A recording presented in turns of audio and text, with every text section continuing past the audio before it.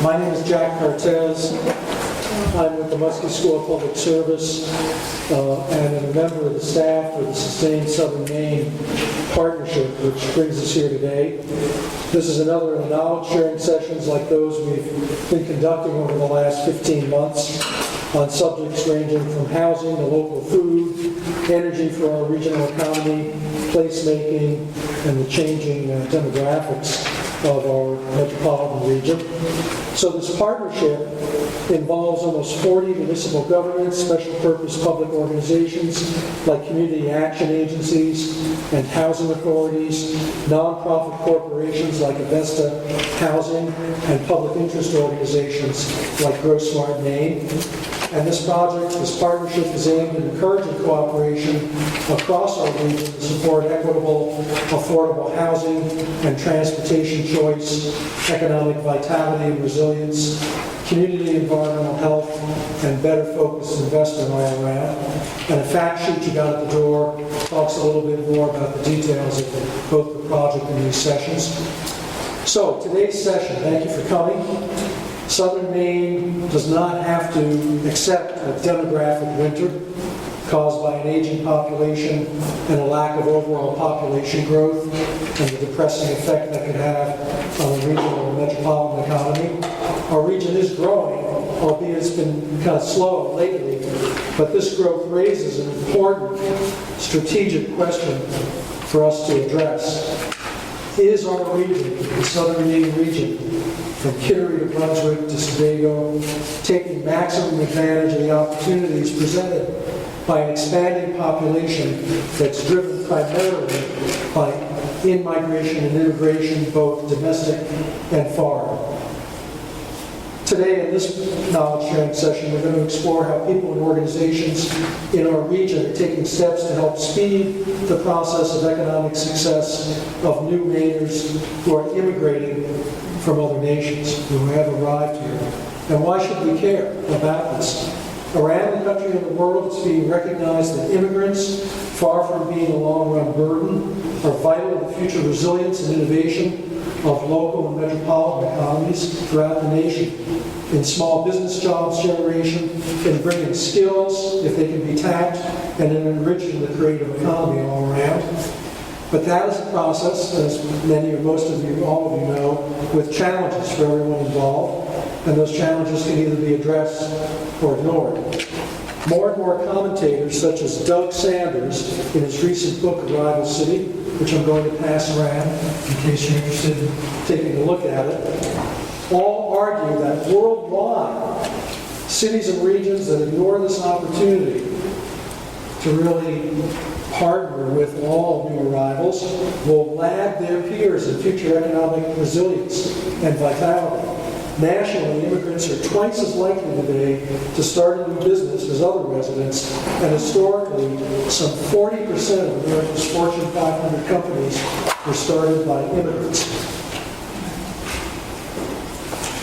Many in our area are aware that there's been a growing immigrant community in the city of Portland, and some of you may have seen the March 24th Portland Press Herald article showing that our recent immigrant communities are becoming metropolitan in scope, not just in Portland or not just in the core cities, but beginning to expand throughout what is a metropolitan region, which we often don't think of as a region as such, but it is. It's a metropolitan region. So this capacity building session of SustainSouthernMaine will explore how ready we are as a region to welcome these new arrivals and encourage success. Today we have a special version of these sessions with not only a panel of experts from our own area who are seated with me here, but in addition a chance to break into smaller groups, discuss what we think about the presentations we hear, and then, if we have time, convene briefly to check in with each other before we adjourn at 5 o'clock. And we'll be watching the time and adjusting because of our late start. Your name tags, by the way, have pre-assigned meeting room numbers there, all on this floor, all color-coded, so we can join the small groups quickly in the limited time we have. You'll have facilitators and recorders in those groups. We'll be capturing everything that's discussed as we have tried to do in all the other sessions, including the small groups, which are a special feature of this particular session today. So there's good work to do, to share, give you perspectives on things.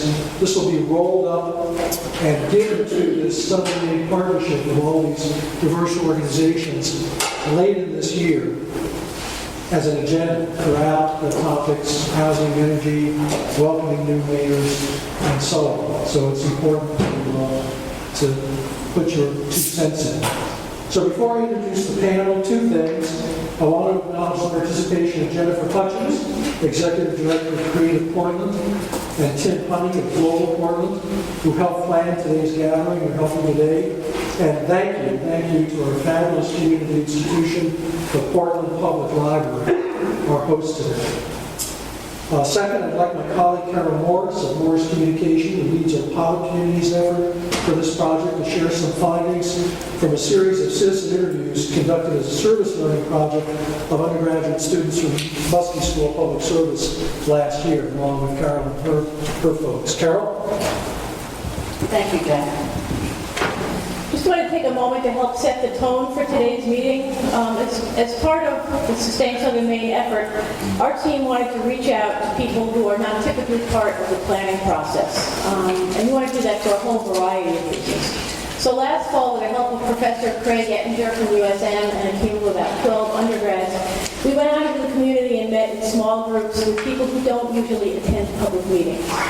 We met with immigrants, new Mainers, who've been here a whole variety of lengths of time and could come from completely different countries all over the world. We met with homeless people, we met with veterans, and we met with longtime Americans who had serious problems with housing and mental health and so forth. Our conversation centered around housing, transportation, jobs, and how they felt about their community. So we learned some very interesting things, and today you're going to hear our panelists discuss many of the issues that came up from the meetings we had with new Mainers.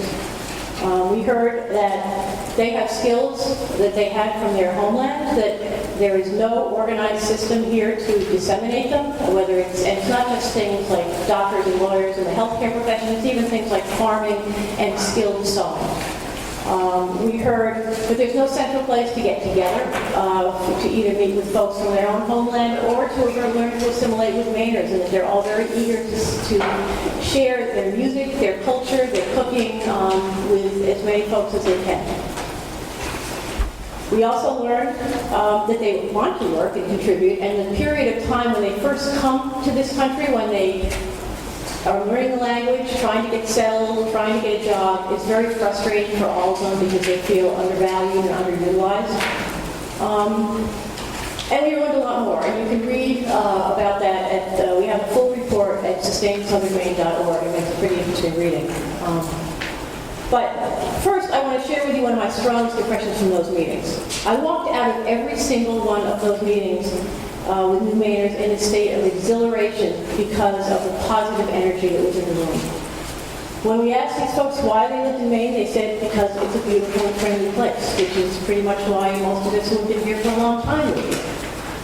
But more, these are often people who understand firsthand the value of living in an orderly and lawful environment, and one where freedom of speech is a given, where they can feel safe. And almost without exception, every single person we talked to was full of hope and energy and the belief that they would make a difference in America's future. As one man put it, we want to help to raise high the flame of America. So I hope that today we can bring some of that energy and optimism and hope to Southern Maine and help to raise our own flame high with this great resource we have here. Thank you. Thank you, Carol.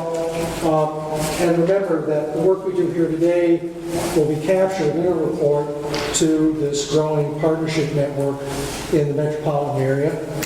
So it's very, very useful to have your precious time today with us. I just wanted to point out that that project has these general overall goals that are kind of the desiderata of our sponsoring organization, which is the U.S. Department of Housing and Urban Development.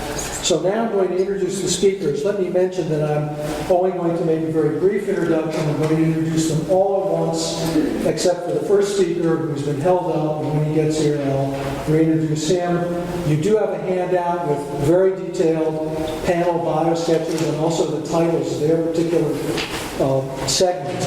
So I would direct you to those and point out that we're going to start with segment number 2, which I will introduce in just a second. So our speakers today include first Tay Chong, who's not here, I'll introduce him later. Stephen Pagoni, who is the Executive Director since 2006 of our fabulous Portland Public Library, where he and his staff are involved as partners in providing growing services to immigrant residents as they provide services really to all of us in this region. Apollo Carrara, who is the Executive Director of MANA, the Maine Association for New Americans, and his colleague and friend, Stephanie Trice-Hill, who's a specialist in immigrant affairs, returning to her hometown of Portland recently after developing programs from New York City, and now working with MANA and the Health Workforce Forum in Maine and others. We also have on the panel Dr. Jean-Michel Kayumba, who's a physician trained in his home nation of the Democratic Republic of Congo. He's been involved in the Health Workforce Forum and other efforts, as he also works toward approval to serve people's medical needs again here in the United States. My colleague Sally Sutton will be speaking with Dr. Kayumba. Sally is with Muskie School's Cutler Institute of Health and Social Policy. She is a specialist in health and population affairs, and among other projects, she currently staffs the state of Maine's Health Workforce Forum project, in which a number of her speakers are involved in various ways. And finally, last but not least, I need to check with him to see if he has a PowerPoint. Do you have a PowerPoint? No. Good, excellent. Is our first speaker. I'll let him get the range. Are you fine to start speaking first? Sure. Okay. Tay Chong is with us from Coastal Enterprises Incorporated, where he is part of the business counseling staff of the Start Smart program. Tay grew up in Portland, and grade school on, and he's a first-generation immigrant to the United States. And he has worked on a wide variety of advocacy programs for the immigrant community, as well as provided leadership in a number of institutions and affairs for this city and this region, including the Portland School Committee, among others, on which he's been an elected member. So with that, Tay, if you're comfortable with starting off, I will let you start. I'll remind all the speakers, I'll give you a 5-minute warning. Just have a suggestion to keep moving. We start a little late, and with that, I will let you begin. Thank you, Tay.